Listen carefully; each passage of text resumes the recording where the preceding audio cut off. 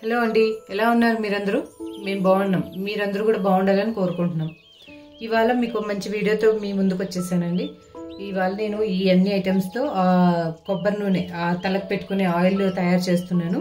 ఎందుకు ఈ పర్టికులర్ ఈ ఐటమ్స్ తీసుకున్నానంటే, ఈ ఐటమ్స్ ఈ మందార పూలు, ఎస్పెషలీ మందార పూలు హైడ్రాక్సీ యాసిడ్స్, అమైనో యాసిడ్స్ ఉంటాయండి.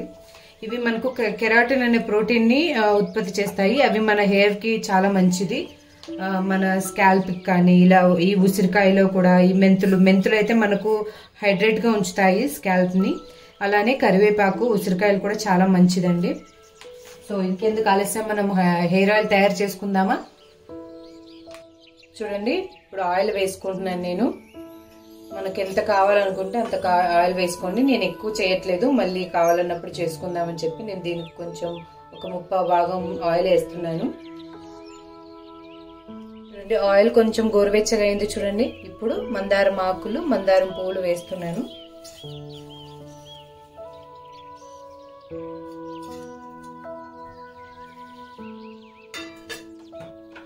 దాంతో పాటు ముందే మనం కట్ చేసి పెట్టుకున్నటువంటి ఉసిరికాయ వేసుకున్నాను, ఉసిరికాయ ముక్కలు.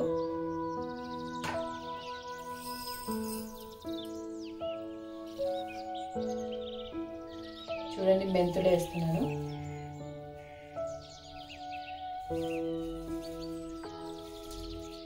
అలాగే కరివేపాకు. మీకు ఆయిల్ ఇంకా ఎక్కువ వేసుకోవాలనుకుంటే వేసుకోండి, బట్ చిన్న మంట మీద కాస్త బాగా ఎక్కువసేపు దాదాపు ఒక 10 నిమిషాలు అలా ఉడికించుకుంటే చాలా మంచిదండి. ఇది హెయిర్ గ్రోత్ బాగుంటుంది. ఎవరికైనా డాండ్రఫ్ ఇష్యూస్ ఉన్నా, లేకపోతే ఏమైనా డ్రై హెయిర్ ఉన్నా చాలా బాగా పనిచేస్తుంది ఈ ఆయిల్. ఈ ఆయిల్ పెట్టుకొని ఈ కొంచెం బాగా ఉడికించిన తర్వాత చూడండి, ఇలా చిన్న మంట మీద ఉడికించుకోండి.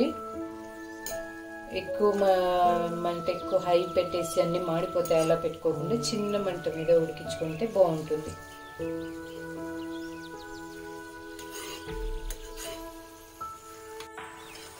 చూడండి, బాగా ఉడుకుతుంది.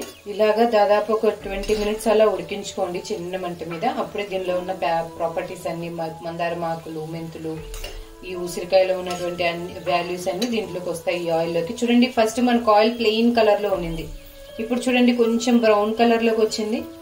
అండ్ ఈ ఆయిల్ పెట్టుకొని కొంచెం ఈ ఆయిల్ పెట్టుకొని ఉంటే మనకు స్ట్రెస్ కూడా బాగా రిలీఫ్ అవుతుందండి. ఎందుకంటే నేను బాగా అబ్జర్వ్ చేశాను, నేను పెట్టుకుంటాను, అందుకని మీకు చెప్తున్నాను. చాలా బాగా పనిచేస్తుంది. ఈవెన్ డాండ్రఫ్ ఉన్నా ఇవన్నిటికీ బాగా పనిచేస్తుంది. చూడండి, ఇక్కడ దాదాపు 10 నిమిషాలు అయిందండి. ఎంత బాగా అన్ని బ్రౌన్ కలర్ వచ్చేసాయో, బాగా ఉడికినాయి అన్ని కూడా. ఇందులో చూడండి, కలర్ కూడా బాగా మారింది. ఈ టైంలో మనం ఆపేసుకునేసి దీన్ని మూత పెట్టి ఉంచేసుకోవాలి బాగా చల్లారేంత వరకు.